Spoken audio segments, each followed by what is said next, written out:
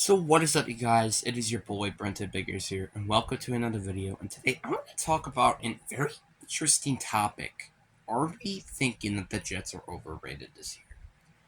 Now, this can definitely be the truth, but it also might not. So this team, I think, is in between winning an AFC championship, even if they are kind of close to those Super Bowl contenders. A lot of people think they could be, and barely missing out on the postseason. That is still a very good scale, especially if you're saying it for the Jets, which have, again, never won a Super Bowl since Super Bowl 3.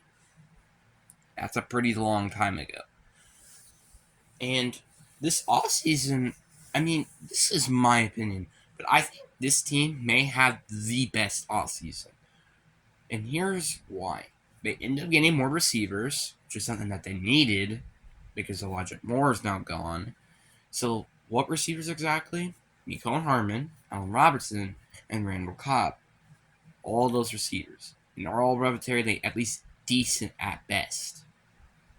So, that's a good thing. You also end up getting Aaron Rodgers, maybe not as much as they think they were have to give up for, but at least you got him in the first place instead of him, I don't know, tired. Because the truth is, and this is my opinion, even if I am a Packers fan, the Packers did have the most leverage because the Packers, they could have just kept him on their team and he would have retired.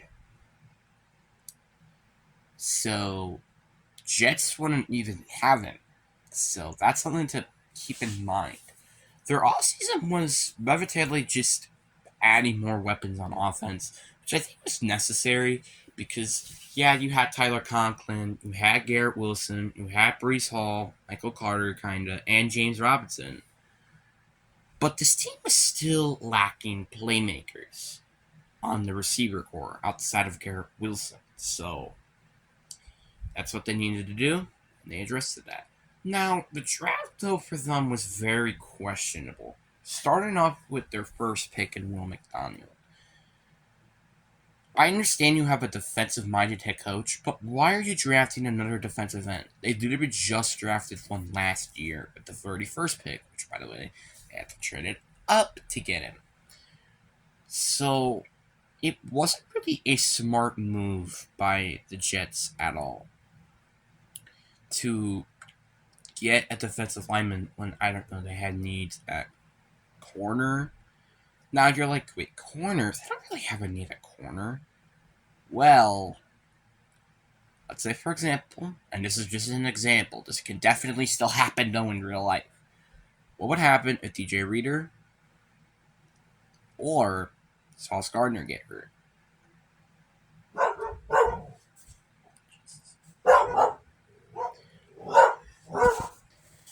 I'm sorry, it's my dog's just being freaking crazy. But anyway, what would happen? Well, your defense would kind of fall apart. I mean, seriously, they don't really have any really good corners. Yes, there are two good corners, but why not having three instead of two? Especially when you're in a conference with Patrick Mahomes, Joe Burrow, and Josh Allen, and Lamar Jackson. So, might as well. Because they had a relatively good run defense this year. So, they don't really need to fix that. And that made that pick just make no sense. And if you weren't even thinking about defense to go with offense, might as well take an old lineman. I mean, you could have traded up to get Peter Skoronski. You could have just took an old lineman there. Like, there was a lot of better options than just taking Will McDonald, which was not a very good pick, to be honest. Like, could have traded down to probably get him, and he would probably still been available. So it just made no sense of why you're keeping the 15th pick to get Will McDonald. It made no sense. The draft didn't really have anything spectacular, and you would think that they would have had a really good draft because look at their draft last year. Arguably one of the best draft classes in 2022. Honestly, I think it's between the Jets and my favorites, the Seahawks, to who's having the best draft class. I mean, seriously. The Jets had offensive and defensive rookie of the year, Sauce Gardner and Garrett Wilson. They also have potential star in Jameer Johnson III, and they also could have probably had a potential offensive rookie of the year player as well in Brees Hall if he just didn't get injured. And then you got the Seahawks, which I think I talked about this in my Seahawks video. They had Charles Cross, Abraham Lucas on their O-line, which was desperate. Tariq Woolen, potentially in Cody Bryant. Bafayoe still has potential if we could just see a little bit more in him. And Kenneth Walker. Those are 6 studs. Jets though had like 4, and 3 of them were at least guaranteed. Like, the Seahawks, they have like 2 guaranteed, and Abraham Lucas and Tariq Woolen.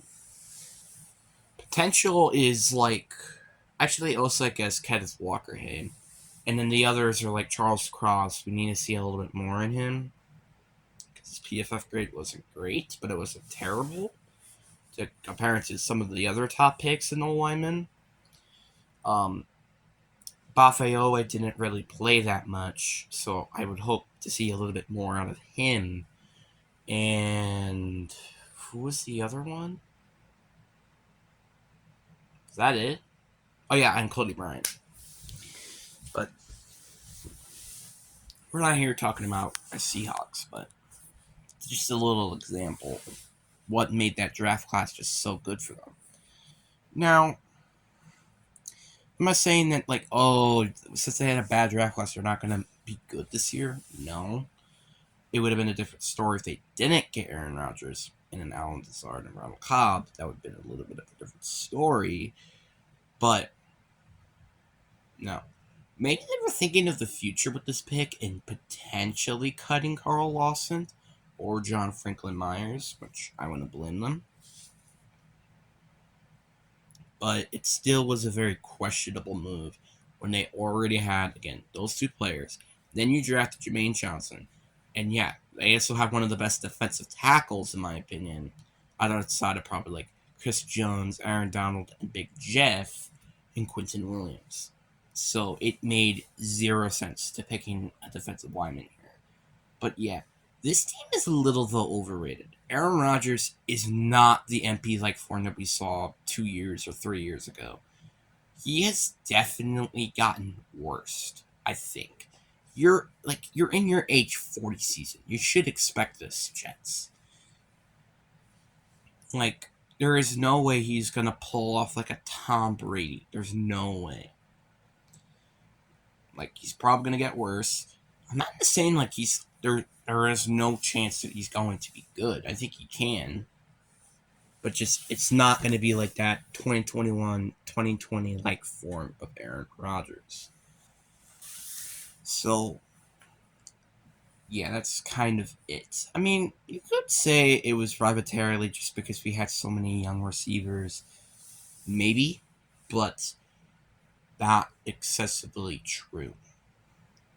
And they also did take a pay cut, which that does help them in the long term, but it doesn't really help them that much now. So that's just something I said.